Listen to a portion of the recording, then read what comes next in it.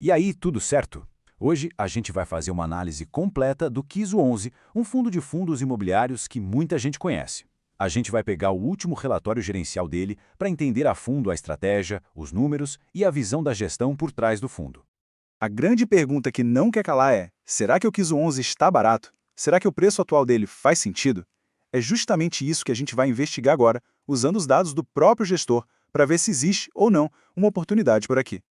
Para nossa análise ficar bem organizada, a gente vai seguir 6 passos, ok? Primeiro, um raio-x geral do fundo. Depois, a gente abre a carteira para ver o que tem lá dentro. Na sequência, o ponto-chave, a tese do desconto duplo. Daí a gente vai ver de onde vêm os rendimentos, analisar os custos e, por fim, fechar com o nosso veredito. Vamos nessa! Bom, vamos começar pelo começo, pelo básico. Para a gente poder entender qualquer análise, a gente precisa saber direitinho o que é o KISO 11 e como ele funciona na prática.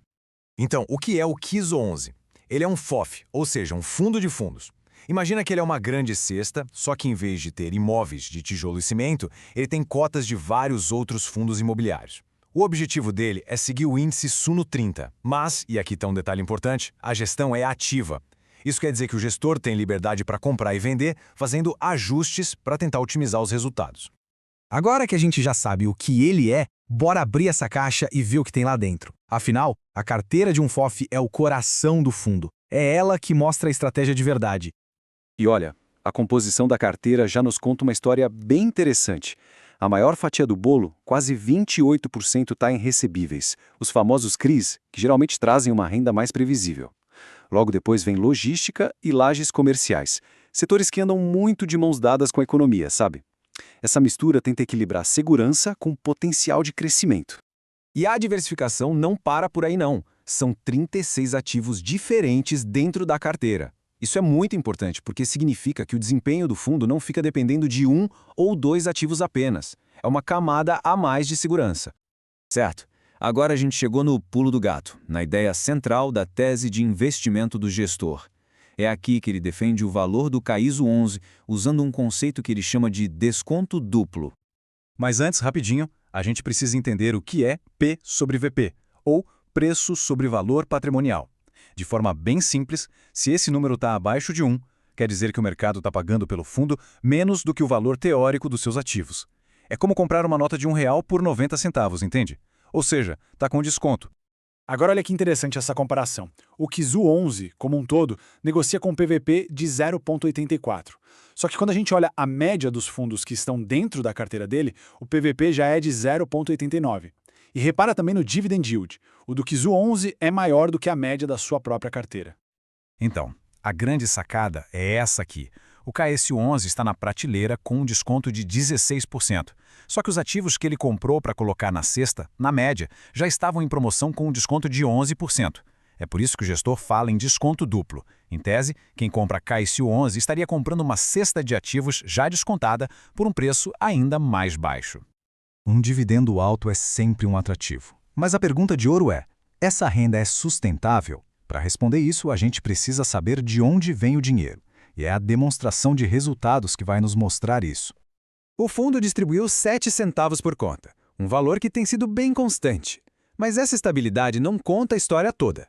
Esse dinheiro veio do salário recorrente do fundo ou veio de alguma venda pontual de ativo? A diferença é crucial para a gente entender o futuro. E a resposta está aqui, preta no branco. Olhando a tabela, a linha de ganho de capital está zerada, mês após mês. Isso quer dizer que o fundo não precisou vender nenhum ativo para gerar o caixa dos dividendos. Toda a receita veio dos rendimentos que os fundos da carteira pagaram. É o que o mercado chama de carrego, uma renda que tende a ser bem mais previsível. E o próprio gestor reforça essa ideia. Nessa citação do relatório, ele basicamente diz que, para o futuro, os resultados vão depender mais desse carrego, dessa renda recorrente e menos de ganhos de capital. É uma mensagem bem transparente, alinhando as expectativas. Agora, vamos para as duas últimas peças do nosso quebra-cabeça: os custos envolvidos e a visão do gestor sobre o mercado. Nenhum investimento pode ser analisado sem passar por esses dois pontos. Em termos de custos, a gente tem a taxa de administração, que é de 0,60% ao ano. Mas, num FOF, tem o custo implícito.